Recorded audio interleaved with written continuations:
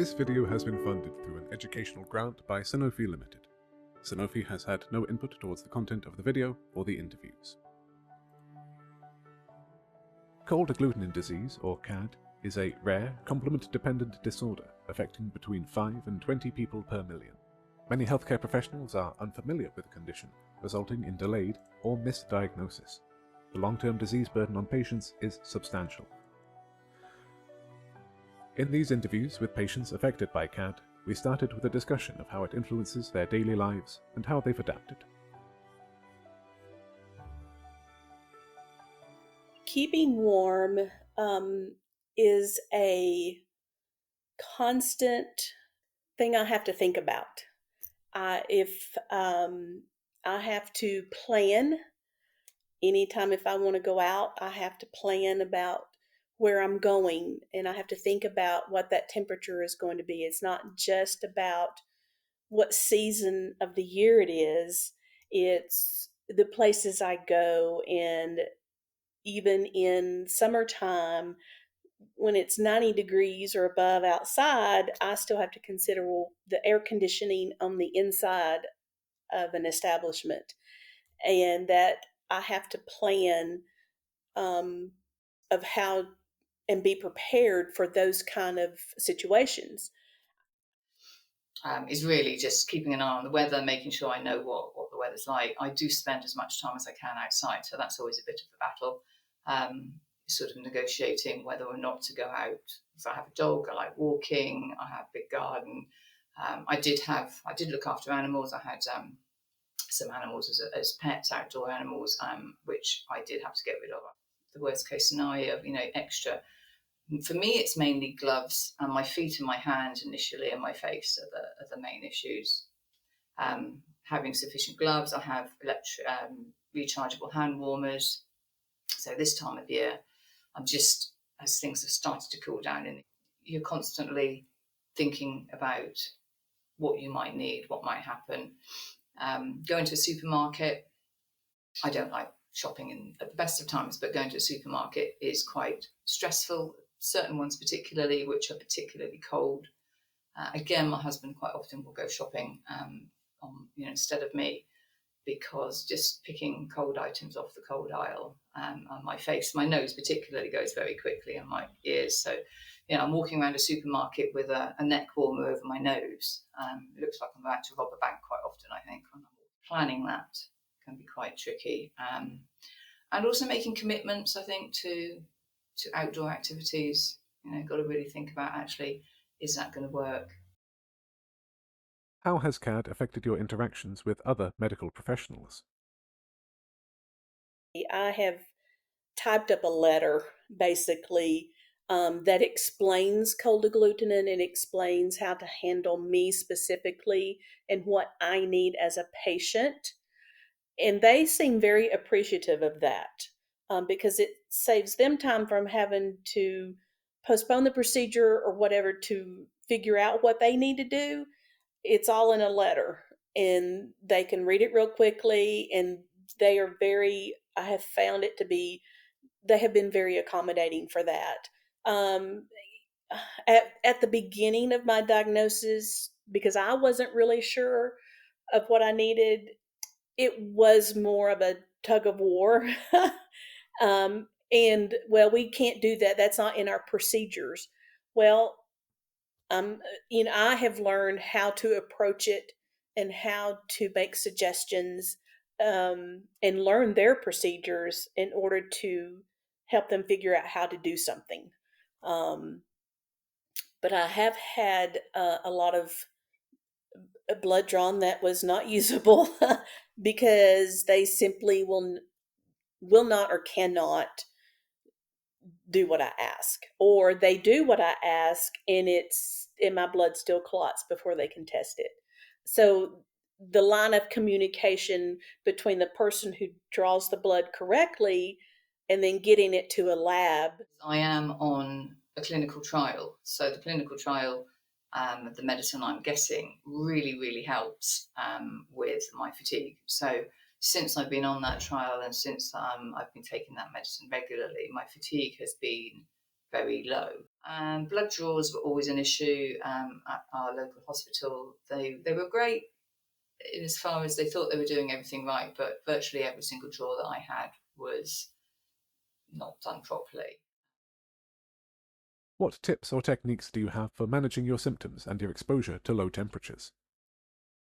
Everyone is so different in how they react and what triggers their symptoms. Listening to my body, and when I have to start taking deep breaths to and start feeling really tired, those are my triggers that I just have to stop and do nothing. I feel like I'm still trying to learn um, what triggers and what helps, and just not that I'm trying every little thing, but just really trying to focus in on what helps me. Struggling with fatigue more, I think that exacerbates everything because you're tired, you don't feel well, and then the coldness becomes more of an issue. So for me, I'm able to keep active because I'm not suffering from fatigue in the same way. So if I can keep active and I can do things in the house or outside, depending on the weather, it just keeps your body moving, and I think that really helps me.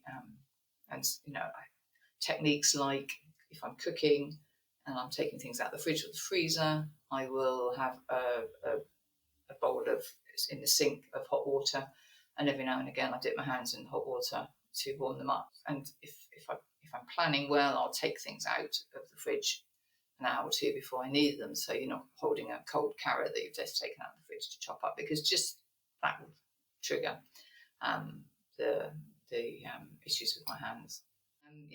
I did very much enjoy some sports which I can't do now or haven't risked doing now, like skiing, as I say, like scuba diving. But there are alternatives. I do love walking and the outdoors, and we do have to be significantly more careful about planning that sort of thing, waiting to see what the forecast is going to be like. What kind of social supports, either online or in person, make the most difference for you? When I was first diagnosed, it was like I hit a brick wall. It's like, what do I've never heard of it before. And like, how in the world did I get this disease? Because when you hear disease, you think of something contagious, and it's like, how did I get this? Um, I felt, when I started reading about it and knowing how rare it was, it was an isolating feeling. I felt alone, and I felt like, okay, maybe that explained a lot of how I was feeling physically exhausted. Um, but when you tell people, well, I've been diagnosed with cold agglutinin disease, and they look at you like, what? you know, like I'm some alien. Um, it's an isolating feeling, and you do feel alone, and that, like, and when your medical people don't understand it, that's a little scary. I'm the only one in my city that has it, and no medical person understands it. I mean, it's a scary and isolating feeling, and the mental aspect of that is you feel alone, you feel nobody understands, and that nobody cares enough to understand. Um, the mental battle is about 90% of dealing with cold agglutinin for me, um, because it's not a visible thing. It's not a visible disease. It's you look perfectly fine, and yet in 80-degree weather, I'm still wearing long sleeves and a sweater, and you have people look at you like you're crazy.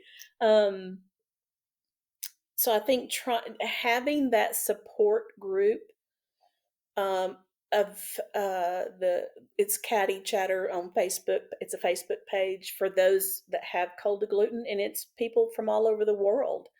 And to read about what they're going through, and when they ask questions, hey, has anybody gone through this, or has anybody tried this?